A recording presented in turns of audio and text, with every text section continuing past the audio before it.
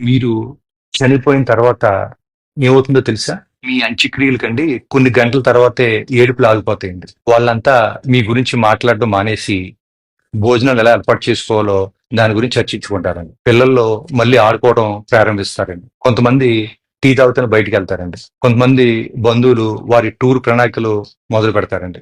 ఇంకొంతమంది భోజనాల్లో ఉప్పు ఎక్కువైందో, తక్కువైందో అని చెప్పి దాని గురించి చర్చిస్తారండి. ఏదో ఒక బంధువు అండి పెట్టిన ఖర్చుపై అసంతృప్తిగా ఉంటాడండి. మెల్లగా జనాలందరూ వెళ్ళిపోతారండి. కొన్ని రోజుల తర్వాత ఏమవుద్దంటేనండి, మీ ఫోన్‌కి ఎక్కడా అని చెప్పేసి మెసేజెస్ వస్తాయండి. మీ ఆఫీస్‌లో మీ ప్లేస్‌లో పనిచేయటకు వేరే కొత్త వ్యక్తిని నియమించుకుంటారండి. మీ ఫేస్‌బుక్ ఫ్రెండ్స్ మీరు పెట్టిన చివరి పోస్ట్‌ని ఒకసారి మళ్ళీ చూస్తారండి. మీ పిల్లలు సెలవులు ముగించుకుని వాళ్ళ జీవితాల గురించి ఆలోచించడం మొదలు పెడతారండి. మీ జీవిత భాగస్వామి తమ శాశ్వత జీవితం ఎలా గడపాలని చెప్పి ఇంకా ఆలోచిస్తారు. ప్రపంచం మిమ్మల్ని ఆశ్చర్యకరమైన వేగంతో మర్చిపోద్దండి. ఒక సంవత్సరం తర్వాత ఎవరో ఒకరు మీరు లేని ఆనవాల్ని ఒక ఫోటోలో చూసి క్షణకాలం ఆగిపోతారండి. కొన్నేళ్ళ తర్వాత మీకు బాగా దగ్గర ఉన్న వాళ్ళు కూడా మిమ్మల్ని తక్కువగా గుర్తుపెట్టుకుంటారండి. ఆఖరికి మీ పేరు ఎవరో పలకని రోజు కూడా వస్తుందండి. మీరు ఎంతమంది కోసం మీ జీవితం త్యాగం చేశారో, ఎన్ని రాత్రులు కష్టపడ్డారో, ఎన్ని రాత్రులు బాధపడ్డారో, ఎంతమంది కోసం మీరు బతకడం మానేశారో అదంతా కూడా వారికి తాత్కాలికమేనండి. ఇప్పుడు నేను మీకు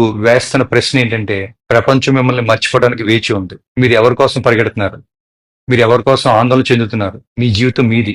దాన్ని ఇతరుల అభిప్రాయాల కోసం త్యాగం చేయకండి. బంధుత్వాల కోసం నలిగిపోకండి. జీవితం ఒక్కసారే వస్తుందండి. దాన్ని సజీవంగా, సంతృప్తిగా మీ మనసుకు నచ్చినట్టు జీవించండి.